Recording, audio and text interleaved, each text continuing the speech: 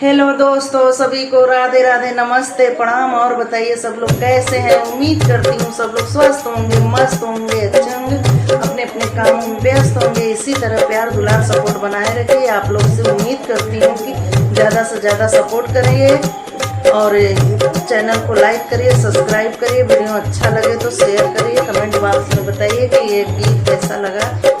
आज हम उसको गाने जा रहे हैं।